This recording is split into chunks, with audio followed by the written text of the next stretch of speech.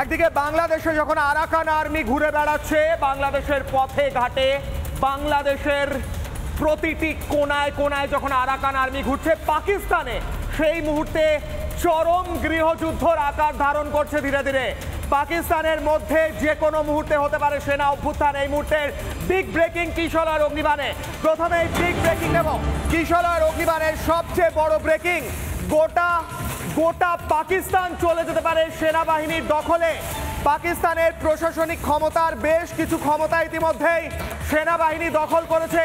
শাহবাজ শরীফকে সরিয়ে দিচ্ছে সেনাবাহিনী। এই মুহূর্তে বিগ ব্রেকিং। নাসিম মুনির কোথায়? খোঁজ নেই।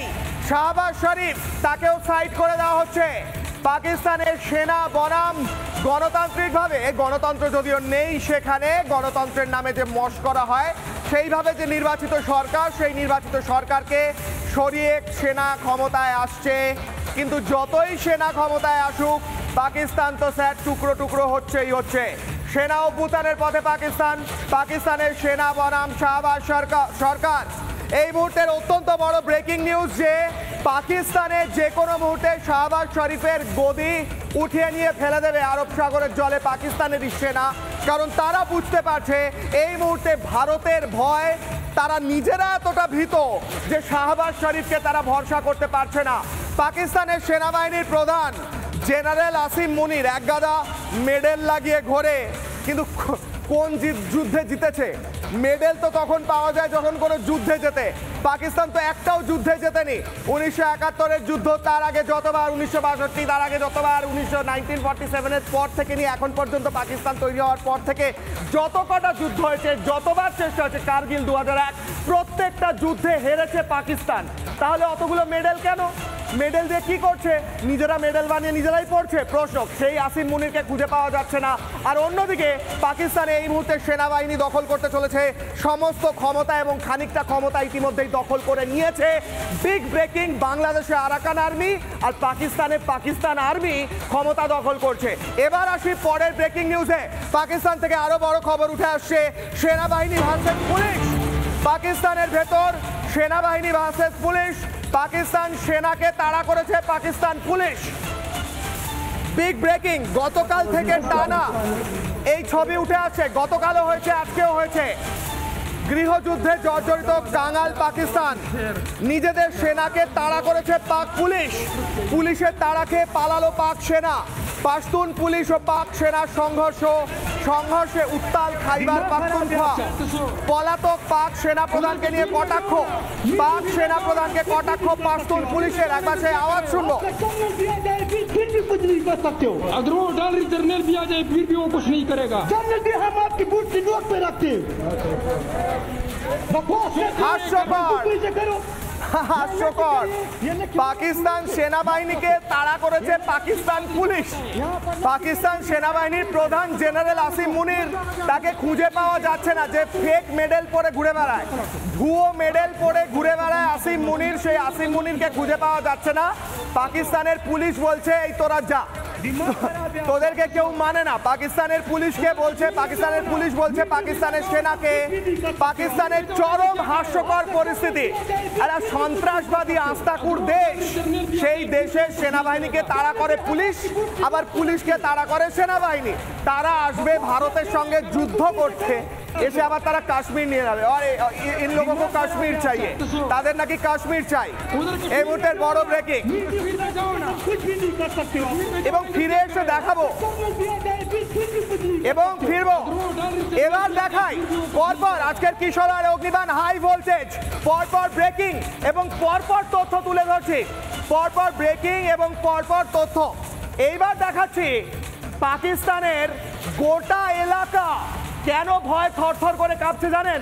কারণ তারা ভয় পাচ্ছে যে চেনাব নদী শুকিয়ে গিয়েছে, সেই চেনাব নদীর মতো যদি প্রত্যেকটা নদী শুকিয়ে দেয় ভারত, অর্থাৎ যে বাঁধগুলো রয়েছে, পিসিআরকে বলবো আমরা ইয়ারপিসটা একটু অফ করতে, যে বাঁধগুলো রয়েছে সেই বাঁধগুলো যদি বন্ধ করে দেয় ভারত এবং নতুন বাঁধ তৈরি করে, তাহলে গোটা পাকিস্তানটাই তো শুকিয়ে যাবে। আর তারপর যদি বাঁধ খুলে দেয় হঠাৎ করে, গোটা পাকিস্তানটা ভেসে যাবে।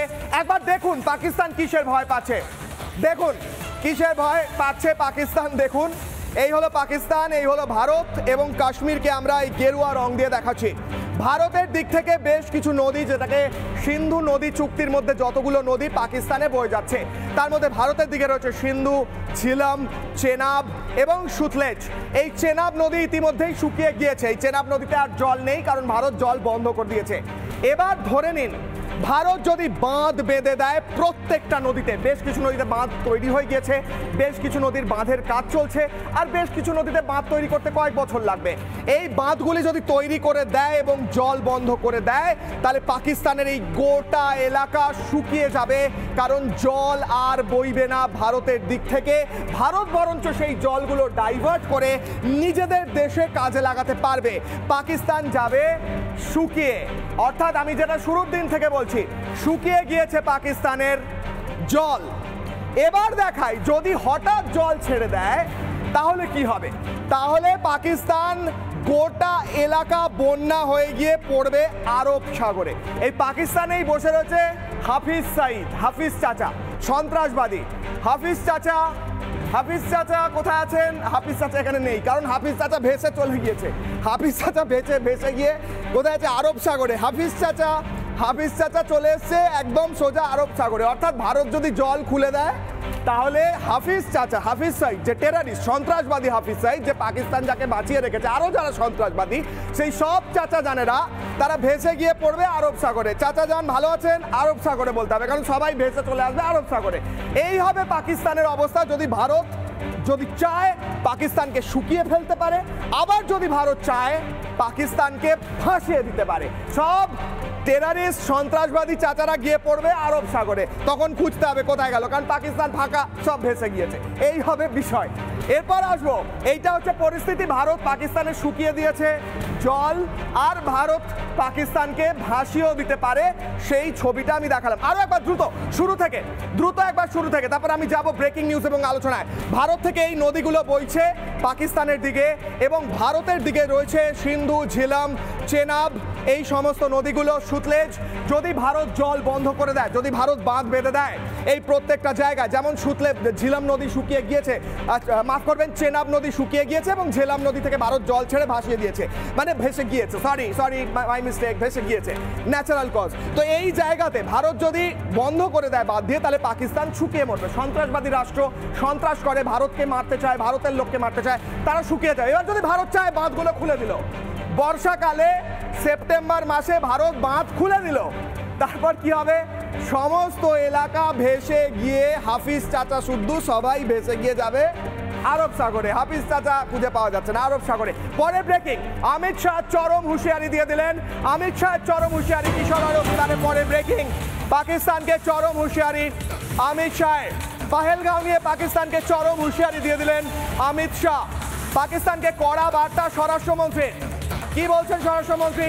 বলছেন খুঁজে এক একজন সন্ত্রাসবাদীকে বের করে মারবো, এই সন্ত্রাসীগুলোকে বের করে মারবো, তারা শুধরে যা, বলছেন অমিত শাহ। কি বলছেন অমিত শাহ শুনবো।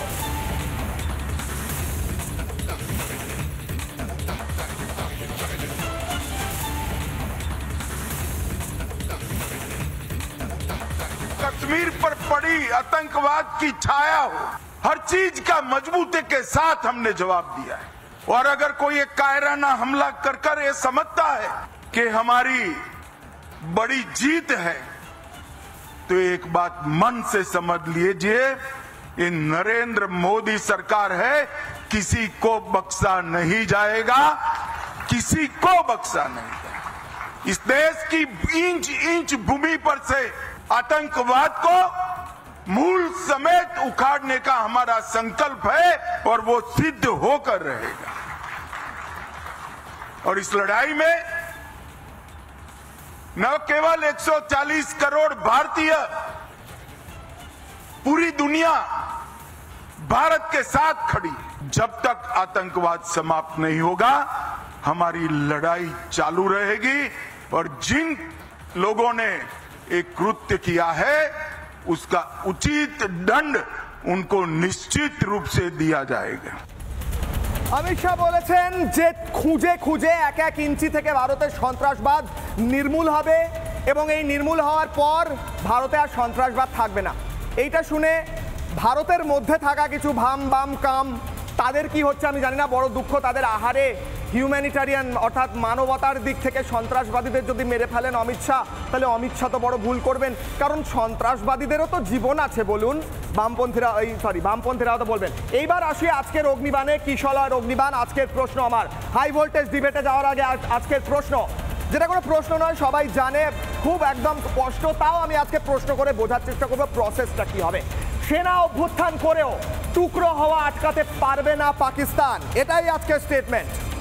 সেনা অভ্যুত্থান করতে চাইছে পাকিস্তান, কারণ পাকিস্তানের সেনা ভয় পেয়েছে, তাদের জেনারেল আসিম মুনির ভয় পেয়েছে, তার কারণ সে যে মেডেলগুলো পড়ে থাকে সেগুলো ফেক, মিথ্যে, কারণ সে কোনো যুদ্ধ জেতেনি।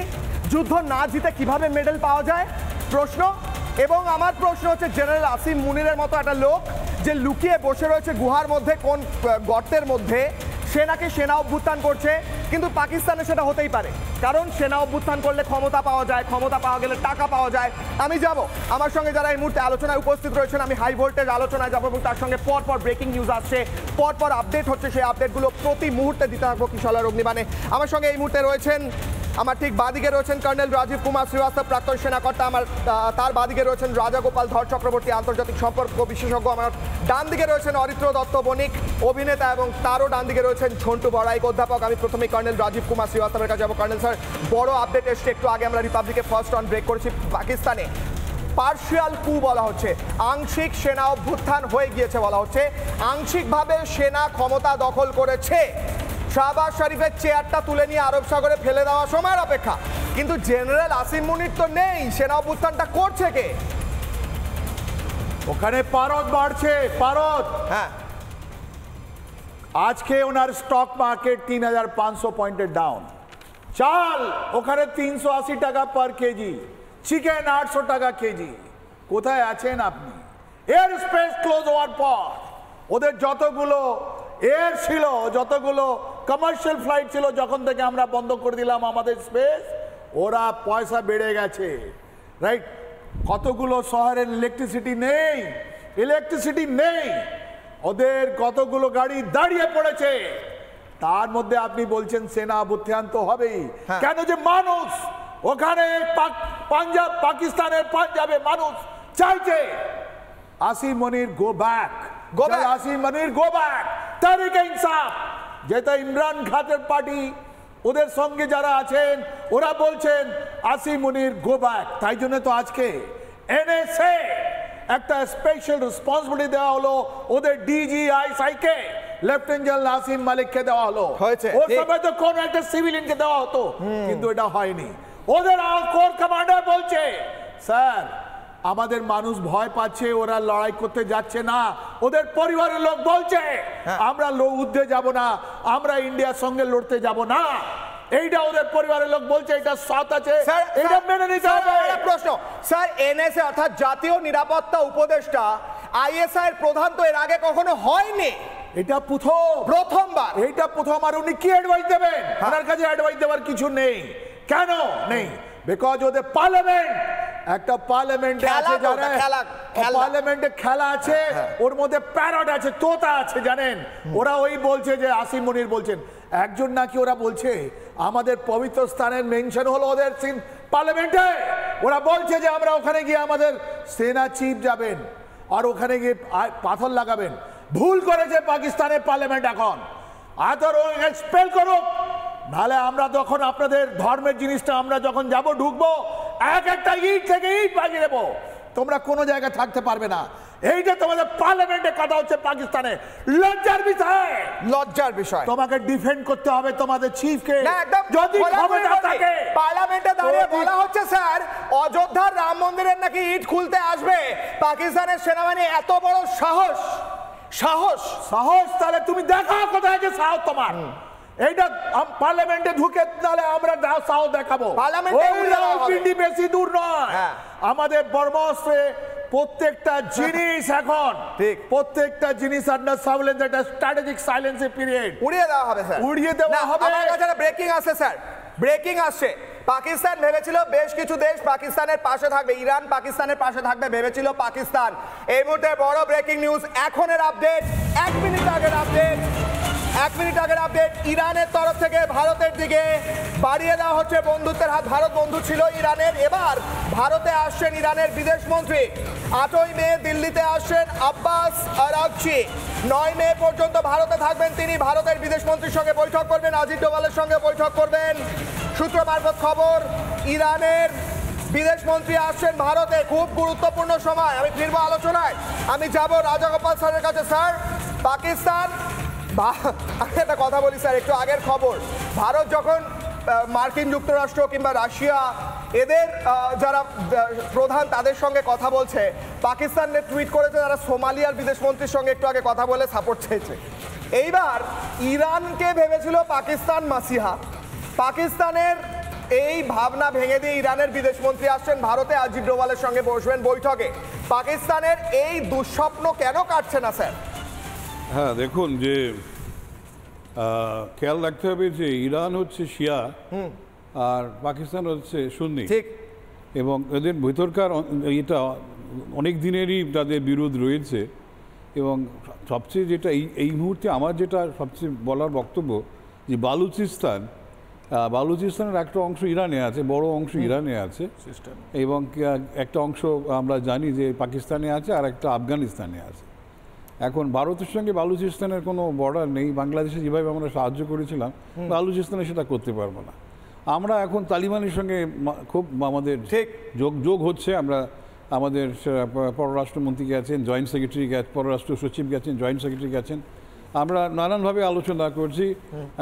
মূল উদ্দেশ্য কিন্তু বালুচিস্তান। এই ইরানের সঙ্গেও যে আমাদের যে কথাবার্তা হচ্ছে, চাবাহার বন্ধুত্ব আছে, এই চাবাহারের সঙ্গে আফগানিস্তানের কী করে তাদের আর্থিক যোগাযোগটা করে দেওয়া যায়, উন্নতি করা যায়, এবং একই সঙ্গে কিভাবে বালুচিদের সাহায্য করা যায়, এটাই হচ্ছে মূল লক্ষ্য আমাদের।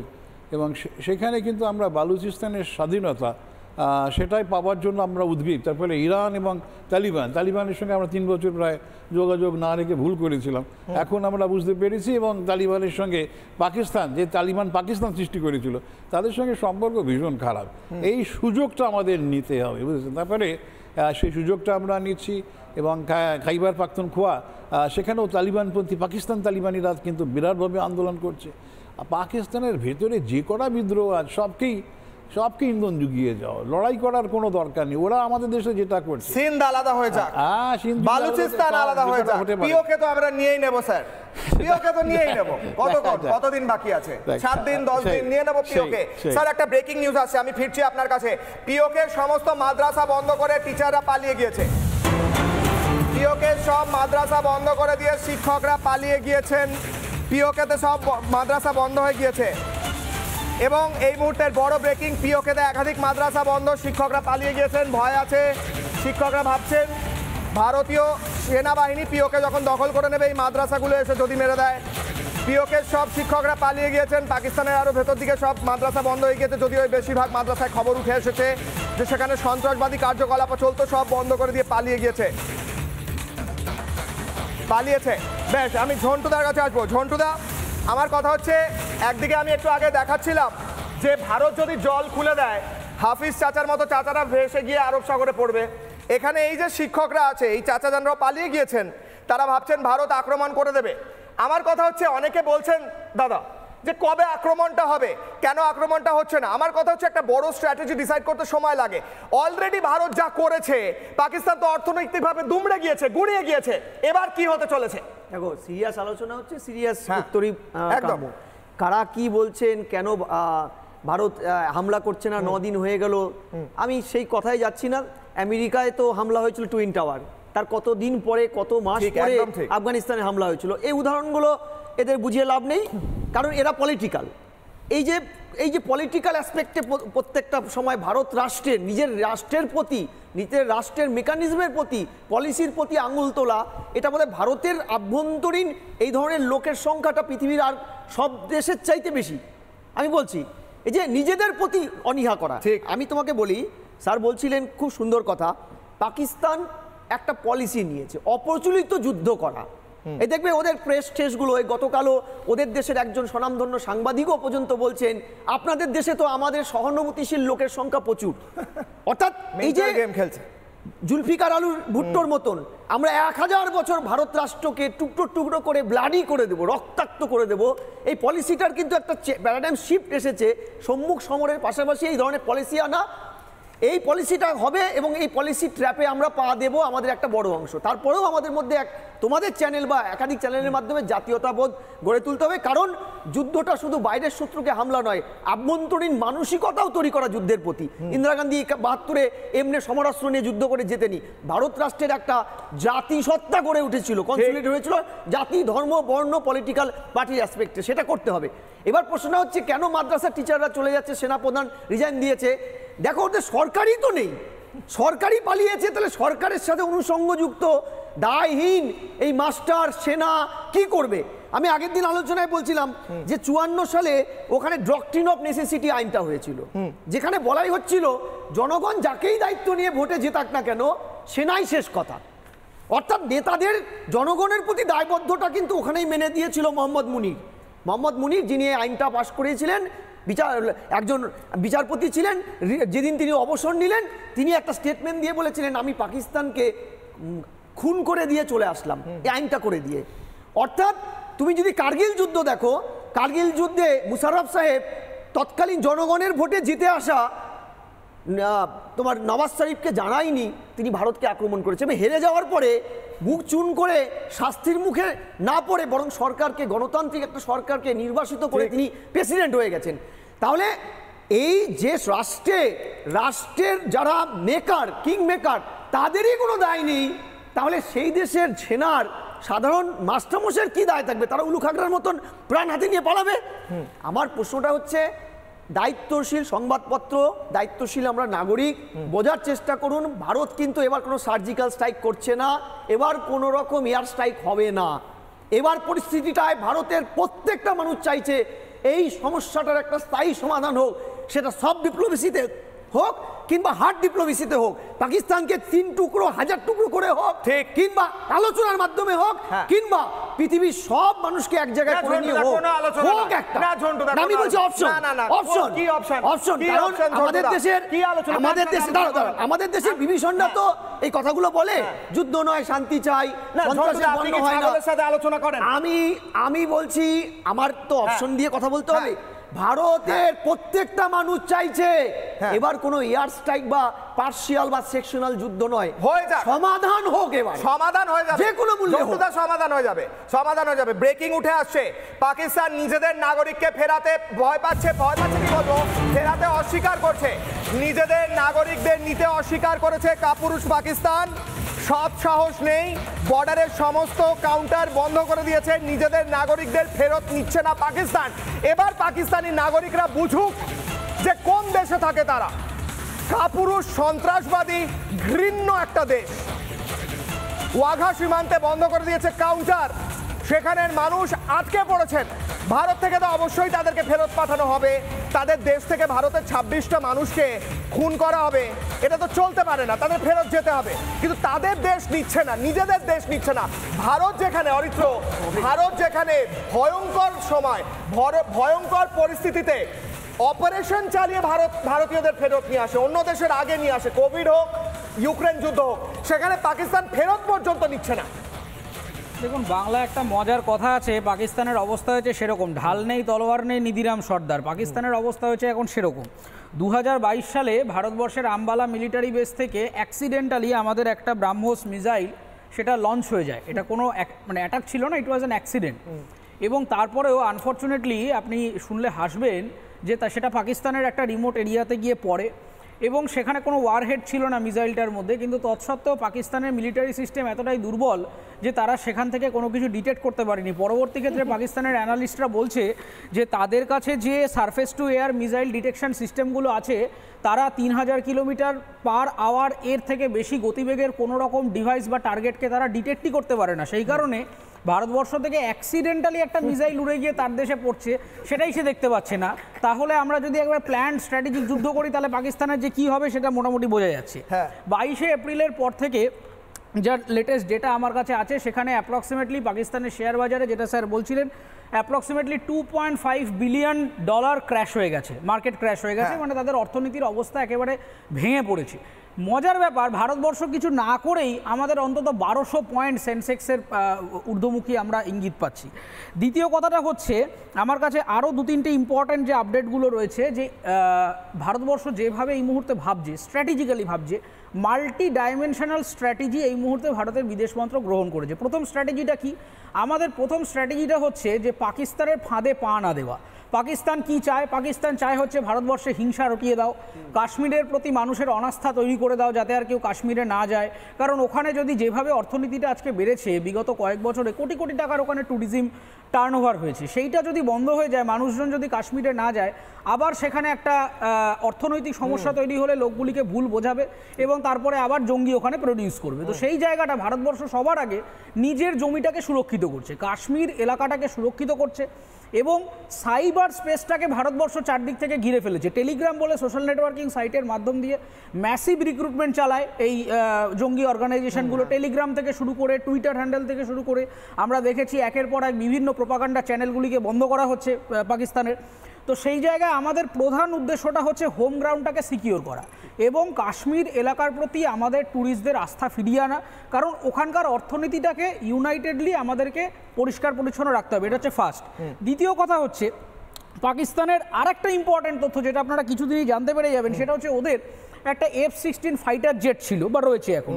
সেই জেটটাকে তারা হঠাৎ করে নাকি আজকে সকালে খবর আসছে যে পাসনি এয়ারফিল্ড গাদারের দিকে তারা ওটাকে সরিয়ে নিয়ে গেছে। তার কারণ হচ্ছে তারা ভয় পাচ্ছে যে ভারতবর্ষ রাশিয়ার থেকে ডিল করে যে S-400 মিসাইলগুলো আমাদের কাছে রয়েছে, এইটা দিয়ে আমরা যদি অ্যাটাক করি, ওদের F-16 পুশ করে গায়েব হয়ে যাবে। সেই কারণে ওপরে একটা খড়ের ছাউনি দিয়েছে। তো সেই কারণে বুঝতেই পাচ্ছেন যে যাদের জেট বিমান লুকিয়ে রাখতে হচ্ছে, তো সে কিছু করতে পারবে না। পাকিস্তানের এই মুহূর্তে যেটা বক্তব্য, সেটা হচ্ছে রাজনৈতিকভাবে পাকিস্তানের যে সেনাবাহিনী, তাদের তাৎপর্য তাদের দেশে হারিয়ে গেছে এবং আন্তর্জাতিকভাবে হারিয়ে গেছে। আজকেরই হেডলাইন আপনাদের চ্যানেলে আপনারা করেছেন যে USA state secretary Marco Rubio একেবারে ওখানকার যে আন্তর্জাতিক বৈঠকে পাকিস্তানকে সরাসরি বলেছে যে আপনারা কন্ডেম করুন এই টেরর অ্যাটাক বলেছে। ইউএসএর স্টেট সেক্রেটারি এসে এই কথাটা যখন বলে যাচ্ছে, তখন বুঝতেই পারছেন যে ইউএস থেকে ইসরায়েল থেকে শুরু করে প্রথম বিশ্বের প্রত্যেকটা দেশ ভারতবর্ষের পাশে রয়েছে। পাকিস্তানের পাশে সোমালিয়া আছে, আজকে কথা বলে তো সোমালিয়ার সঙ্গে। আরে আমি দেখেছো তো বাংলাদেশ আছে, সোমালিয়া আছে, উগান্ডা আছে, এরকম কয়েকটা দেশ আছে। হ্যাঁ, না সেটা ঠিক আছে, সে যার পাশেই থাকতে পারে, কিন্তু নিউক্লিয়ার ওয়ারফেয়ার এত সোজা নয়। আর পাকিস্তান মাঝে মধ্যেই পাকিস্তান একটু উস্কানি দিয়ে উঠছে যে আমাদের কাছে অনেক নিউক্লিয়ার বম আছে, আমরা এগুলোকে করতে পারি, তারা জানে না। ব্রেকিং আছে, আমি আসি, একটা ব্রেকিং নিউজ রয়েছে আমার কাছে এই মুহূর্তে। ব্রেকিং নিউজে যাব। ব্রেকিং নিউজ উঠে আসছে এই মুহূর্তে, পাকিস্তানের বর্ডারে অ্যালার্ট। পাকিস্তানের বর্ডারে নিরাপত্তা বাড়াচ্ছে পাকিস্তান। ভয় পেয়ে পাকিস্তান বর্ডারে আরও সৈন্য মোতায়েন করছে। গতকাল পতাকা খুলে নিয়ে পালিয়ে গিয়েছিল লুঙ্গি তুলে, আজকে আবার নতুন করে সীমান্তে নিরাপত্তা বাড়াচ্ছে পাকিস্তান এবং এরপরেই পাকিস্তানের আরও অস্ত্রশস্ত্র কিছু নিয়ে আসছে। আর কয়েকটা যেটা যেমনটা অরিত্র বলছিল, নিজেদের ফাইটার জেটগুলো পশ্চিমে নিয়ে গিয়ে খড়ের ছাউনি দিয়ে রেখেছে যাতে ভারতের S-400 মিসাইলগুলো না লাগে। এবং তারপরে আমি আরও একটা ব্রেকিং নেব। ডোনাল্ড ট্রাম্পের পায়ে ধরেছে Pakistan. Next breaking news, Donald ট্রাম্পের পায়ে ধরেছে পাকিস্তান। ডোনাল্ড ট্রাম্পের পায়ে পড়ে গড়াগড়ি খেয়েছে পাকিস্তান। ডোনাল্ড ট্রাম্পকে ফোন করে রিকোয়েস্ট করা হয়েছে আজকে যে দয়া করে ভারতকে একটু বলুন আমাদের আক্রমণ না করে। গতকাল পাকিস্তান বলেছিল একটি বিশেষ উর্দু ভাষায় যে একমাত্র ভগবানই আমাদের রক্ষা করতে পারবে। আজকে সেই ভগবানের ওপর অতটা আস্থা না রাখতে পেরে ডোনাল্ড ট্রাম্পকে ফোন করেছে পাকিস্তান। ডোনাল্ড ট্রাম্প যদি বাঁচাতে পারে, যদিও ভারতের সম্পূর্ণ আস্থা আছে ঈশ্বরের ওপর, ভারত সম্পূর্ণভাবে শক্তিশালী। আমি আসবো স্যারের কাছে। স্যার, পাকিস্তান বর্ডারে তো অনেক সেনা মোতায়েন করে দিচ্ছে। পাকিস্তান বলছে যে আমাদের কিছু ড্রিল টিলও করেছে। হ্যাঁ, কয়েকটা ফাইটার জেট উড়িয়েছিল কালকে, স্ক্র্যাম্বল করেছিল। ওদের একটা পেপার রিপোর্ট করেছে, তারা নাকি আমাদের রাফায়েলকে তাড়িয়ে দিয়েছে। হ্যাঁ, ওকে, ওদের মন্ত্রী বলেছিলেন ওদের কাছে ক্রেডিবল ইনফরমেশন আছে 24 থেকে 36 ঘন্টার মধ্যে ইন্ডিয়া অ্যাটাক করবে। এই তো 36 ঘন্টা তো হতে চলেছে। আমরা স্ট্র্যাটেজিক সাইলেন্স এখন আছে, আমাদের স্ট্র্যাটেজিক সাইলেন্স। জায়গা আমার হবে, সময় আমার হবে, টার্গেট আমরা সিলেকশন করব, আর পানিশমেন্টও আমরা দেব। তোমরা শুধু দেখবে আর দেখবে। আপনি এইটা যুদ্ধের টাইম, আমাদের রামায়ণ মহাভারত আপনি নিজে পড়েছেন। এই যে বন্ধুদের আর দুশ্মনদের এখনই এরকম অ্যালাইনমেন্ট হয়। এই তিনটে কান্ট্রিকে বলে দিচ্ছি আমরা, তুর্কি, চায়না এন্ড বাংলাদেশ ডিসাইড করতে হবে, চায়নাকে ডিসাইড করতে হবে, নালে ওদেরকেও ভেঙে যেতে হবে। ভুলে যাবেন না, এই যে পাকিস্তানের পার্লামেন্ট আমাদের কথা বলছে, ওদের মুখে কি আছে? ওরা ইউগুর যারা মুসলিম, ওদের জিনজিয়াং প্রভিন্সে আছে, ওদের কথা বলছে না কেন? বন্ধ করে রেখেছে। ওরা কি মুসলিম নয়? ওরা কি মুসলিম নয়? তাহলে তোমাদের যদি সাহস থাকে, তাহলে আগে যেটা ইস্ট তুর্কিমিনিস্তান ছিল, যেটা এখন জিনজিয়াং আছে, কথা বলো চায়নার আগে। সাহস নেই। আরে চায়না, মনে রাখবেন ইউএন মিশনে বাংলাদেশ আরেকটা আছে, সাহস নেই। 8 বার আমাদেরকে ব্লক করেছে, যখন আমরা 2008 এর পর বলেছি এই যে লস্করে তৈবা, সাইদ হাফিজ ওর ছেলে তালা আছে, যতগুলো মাক্কি ফাক্কি কতগুলো লোককে আমরা বললাম ইন্টারন্যাশনাল টেররিজম করো, ও বলছে হোল্ড অন করে থাকো। চায়না, তোমাদেরকে আমরা ইন্ডিয়ানরা বলে দিচ্ছি, বেশি দিন নয়, ধাপ্পাবাজি চলবে না। এইটা তোমরা যদি আমাদেরকে ব্লক করে দাও, তোমাদের জিনিসগুলো আমরাও বাইকট করব। বাইকট চাইনিজ, এটা আমাদের জন্য ভালো নয়। আর এই বাংলাদেশ, এই বুড়ো ইউনুস, উনি বলছেন এয়ারফোর্সকে রেডি থাকো কার আগেন্স্টে? বাংলাদেশে আরাকান আর্মি ঘুরে বেড়াচ্ছে, আমাদের কাছে ছবি রয়েছে, বাংলাদেশের অলিতে গলিতে আরাকান আর্মি ঘুরছে। এই বুড়ো ইউনুস আবার বড় বড় কথা বলে। ইউনুস পাগলা হয়ে গেছে। বাংলাদেশ আর্মিকে, বাংলাদেশ আর এয়ারফোর্সকে বলছে তুমি রেডি থাকো কার আগেন্স্টে? কটা এয়ারফোর্সে তুমি যে সেন্ট মার্টিন আর এই কক্সবাজারে নিয়ে কথা বলতেই হবে। আর এই পাকিস্তান, বাংলাদেশ আর্মিকে ডিসাইড করতে হবে কি ওদের দেশের মধ্যে যতগুলো হাতিয়ার ছিল ওরা কোথায় আছে, যেটা 5 আগস্টে লুট করা হয়েছিল। রাইট? এই যে ল এন্ড অর্ডার সিচুয়েশন খারাপ হচ্ছে, এই ম্যাজিস্ট্রিয়াল পাওয়ার নিয়ে যে বাংলাদেশ আর্মি ঘুরে বেড়াচ্ছে, এই বাংলাদেশ আর্মির এটা নাম খারাপ হচ্ছে। এটা ওদের জাল ওয়াকর জামানকে বলতে হবে, ওদের প্রেসিডেন্টকে বলতে হবে কে এই যুদ্ধে, এই ধর্মযুদ্ধে, এই নীতি যুদ্ধে, এই সন্ত্রাসবাদের যুদ্ধে আগেনস্টে এই বাংলাদেশ কোন কার কাছে আছে? পাগলা ইউনিসের সঙ্গে আছেন না আমাদের সঙ্গে আছে? স্যার, আমার কাছে পরপর কয়েকটা ব্রেকিং আসছে, আমি আসি ঝন্টুদার কাছে। আমার কাছে প্রথম ব্রেকিং এসছে, রাজনাথের সঙ্গে কথা হয়েছে পিট হেগসেটের। রাজনাথের সঙ্গে কথা মার্কিন প্রতিরক্ষা সচিবের। সন্ত্রাসী হামলার নিন্দা করেছে মার্কিন প্রতিরক্ষা সচিব। আত্মরক্ষায় ব্যবস্থা নিতে পারে ভারত, ভারতের পদক্ষেপকে সমর্থন করছি, ভারতের প্রতি সমবেদনা রয়েছে, রাজনাথকে বললেন মার্কিন প্রতিরক্ষা সচিব। অর্থাৎ বড় খবর। অন্যদিকে ফিরবো আলোচনায়, আমি ঝন্টুদার কাছে যাওয়ার আগে একবার দ্রুত অরিত্রর কাছে যাব। অরিত্র, আমরা খবর পাচ্ছি খাইবার পাখতুনখোয়াতে, আমি সেই বিবিসি ব্রেকিংটাও নেব, একটু সময় লাগবে। খাইবার পাখতুনখোয়াতে গভর্নমেন্টের তরফ থেকে ওয়ার সাইরেন ইনস্টল করার কথা বলা হচ্ছে, অর্থাৎ যুদ্ধের সময় যে সাইরেন বাজে সেগুলো অলরেডি লাগিয়ে দিচ্ছে পাকিস্তান। দেখুন, গতকালের প্রোগ্রামেই আমি বলেছিলাম যে আমরা শুধু বালুচিস্তান নিয়ে, পাকিস্তান ভাবছে যে বালুচিস্তান নিয়ে তারা তিরিং বিরিং করছে, শুধু বালুচিস্তান নয়, সিন্ধ, পাঞ্জাব এবং খাইবার পাখতুনখোয়া। আমাদের মাথায় রাখতে হবে আফগানিস্তানে আমাদের সুসম্পর্ক, ইসরায়েলের সাথে সুসম্পর্ক, রাশিয়ার সাথে সুসম্পর্ক, আমেরিকার সাথে সুসম্পর্ক। আমরা অল্টারনেট ট্রেড রুট তৈরি করে ফেলেছি। ফলে এই মুহূর্তে ভারতবর্ষ যদি আফগানিস্তানকে পলিটিক্যালি সাপোর্ট দেয়, তাহলে খাইবার পাখতুনখোয়া সহ ট্রাইবাল এরিয়াসটা ইমিডিয়েটলি পাকিস্তানের থেকে আলাদা হয়ে যাবে। সেই কারণেই এই ওয়ার সিম্বল টিম্বল দিচ্ছে। যতই সাইরেন বাজাক, অ্যাম্বুলেন্স বাজাক, যা খুশি করুক, তাদের এটা পরিষ্কার জেনে রাখতে হবে যে ভারতবর্ষ এই মুহূর্তে যে জায়গায় রয়েছে তাতে পাকিস্তানকে নিশ্চিহ্ন করে দিতে ভারতবর্ষের এত খাটতে হবে না। ঝন্টুদা হাত তুলছিলেন, বলুন। আমি প্রথমেই বলছি, দেখো একটা সময় তো প্রচলিত একটা কথা ছিল যে ব্রিটিশরা বলতেন পাঞ্জাবিদের শাসন করো, সিন্ধিদের ভয় দেখাও, পাখতুনদের টাকা দিয়ে কেনো, আর বালুচদের সম্মান করো। আফটার ডিভাইডেশন পাকিস্তান তো এগুলো একটা কিছু করেনি। আজকে আভ্যন্তরীণ আগুনটা এমনভাবে জ্বলেছে যে ঔরঙ্গজেবকেও দক্ষিণাত্যে বিদ্রোহ হলে ওখানে রমাতে গেলে উত্তরে বিদ্রোহ হতো, উত্তরে গেলে পূর্ব ভেঙে যেত। আজকে পাকিস্তানের অবস্থা ঔরঙ্গজেবের সেই মোগল সাম্রাজ্যের মতন। আজকে ওরা কিন্তু ম্যাসাকার, ভারত কিন্তু বিভিন্ন ফ্রন্টের যুদ্ধটা ইয়ে করবে। আর পাকিস্তানে দেখবে এখন যে স্ট্র্যাটেজিটা নিয়েছে, লো ইন্টেন্সিটি কনফ্লিক্ট অপারেশন, ভারতের ভেতরে ঢুকে ভারতের ডিভাইড অ্যান্ড রুলের খেলাটা, এটা তখনই হয় যখন ভারত একটা প্রতিপক্ষ তোমার থেকে অনেক পাওয়ারফুল হয়, তুমি সরাসরি সম্মুখীন পারবে না। এইভাবে আমার দেশের রাজনীতিবিদদের নাম তুলে তুলে বলছে ওরা তো আমার প্রতি সহানুভূতিশীল। অর্থাৎ আমাদের মধ্যে আমাদের সরকারকে আমাদের অনেকেই আছে যারা কোনো দল করে না, তারাও হয়তো একবার ভাবছে তার মানে কি আমাদের সরকার আবার আমাদের ঠকাচ্ছে এসব করে। কিন্তু মাথা রাখতে হবে তারিখ 26/11 হামলার পরে ওর দেশে তদন্ত করেছিল তারিক সাহেব, তিনি স্পষ্ট বলেছিলেন আজমল কাসব ওদের দেশের নাগরিক এবং ওরা সরাসরি বলেছিল। যুক্ত। আমি দ্রুত একটা ব্রেকিং নিউজ দিয়ে রাজাগোপাল বাবুর কাছে যাবো, একদম কম সময় 30 সেকেন্ড করে। পাকিস্তান ভয় পেয়ে আকাশসীমা বন্ধ করেছে। কোথাকার? করাচি ও লাহোরের নির্দিষ্ট আকাশসীমা বন্ধ করেছে পাকিস্তান। 1 মাসের জন্য কোনো বিমান উড়বে না, পাকিস্তানি বিমানও উড়বে না, কোনো বিমানই দেখা যাবে না পাকিস্তানের এই এলাকায়, করাচি এবং লাহোর। বাপরে বাপ, এত ভয় তো জীবনে দেখিনি কোথাও, এত ভয় পেয়েছে পাকিস্তান। স্যার এই ভয়, ये डर तो अच्छा लग रहा है, डर मुझे अच्छा लगा। ছোট করে স্যার। দেখুন, আমরা তো কিছুই করিনি, আমরা খালি সীমান্তে আমাদের সেনাবাহিনী রেখি। সেনাবাহিনী বলেছে উই আর রেডি। সেনাবাহিনী সবসময় বলে উই আর রেডি, কিন্তু এটা আলাদা করে খালি এক্স হ্যান্ডেলে জানিয়েছে, তাতেই ওদের যা ভয় শুরু হয়ে গেছে।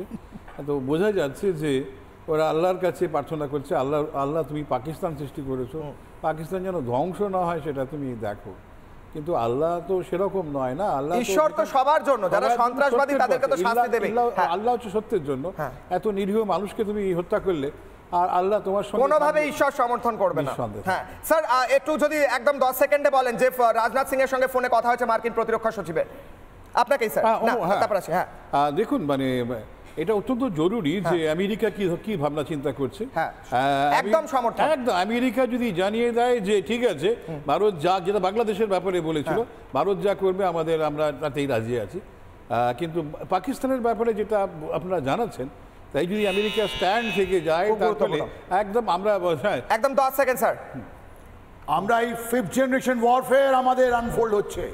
আমরা এত দূর দেখছিলাম ইউক্রেন রাশিয়া, আমরা দেখেছিলাম হামাস ইসরায়েল, এখন আমাদের বর্ডারে ওদের ইন্টারনেট বন্ধ আছে, ওদের ইন্টারনেট বন্ধ, ওরা মিস ইনফরমেশন কাজ করছে না। ঠিক, ওদের বর্ডারে অনেকগুলো ভয় আছে। এবং এখান থেকে এই মুহূর্তে বিবিসি ব্রেকিং নেব। খাইবার পাখতুনখোয়ায় যুদ্ধের সাইরেনের নোটিশ, সাইরেন বসাচ্ছে পাকিস্তান। যুদ্ধের সাইরেন স্থাপনের জন্য নোটিশ জারি খাইবার পাখতুনখোয়া সরকারের। বড় খবর দিয়ে শেষ করছি, খাইবার পাখতুনখোয়ায় সাইরেন বসাতে নোটিশ দিয়ে দিয়েছে যুদ্ধের জন্য। ভয় কাঁপছে, হাঁটু কাঁপছে পাকিস্তানের। একদিকে পাকিস্তানের মাদ্রাসার শিক্ষকরা পালিয়ে গিয়েছে, আর অন্যদিকে নোটিশ দিচ্ছে যে এবার সাইরেনগুলো বসিয়ে দিক। ফিরব।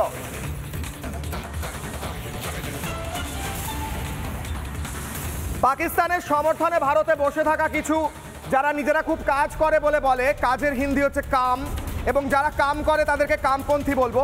তো সেই কামপন্থীরা যারা বসে আছে ভারতে, যারা নিজেদের বলে আমরা কাজের কথা বলি, মানুষের কর্মসংস্থানের কথা বলি, কিন্তু আসলে বলে না, সেই কামপন্থীরা যারা ভারতে বসে আছে তারা জেনে নিক পাকিস্তান ধ্বংস হতে চলেছে, 5 টুকরো হতে চলেছে। বাংলাদেশের উচ্চিরিঙ্গারাও জেনে গিয়েছে এই কথা, জেনে গিয়ে এই মুহূর্তে ফরফর করছে তাদের দেশে আরাকান আর্মি। ভারতবর্ষ যেভাবে পরাক্রম দেখাচ্ছে, আর কিছুদিনের মধ্যে পাকিস্তানের সম্পূর্ণ ম্যাপটা হয়তো 5 টুকরো হবে, আর বাংলাদেশের কি হবে সেটা দেখা যাক। ভারতের দয়ায় যা হওয়ার হবে। তবে পাকিস্তান অকুপাইড কাশ্মীর সেটাও ভারতে আসবে, আর দুঃখে কাঁদবে ভারতে বসে থাকা ভারত বিরোধীরা, যারা ভাম না কাম আমি জানি না, দুঃখ হবে তাদের। এই খবরের দিকে নজর থাকবে, প্রতিদিন প্রতি মুহূর্তে আপডেট দেব, এবং সেই খবর নিয়ে ফিরে আসছি ছোট্ট বিরতির পর। দেখতে থাকুন রিপাবলিক বাংলা।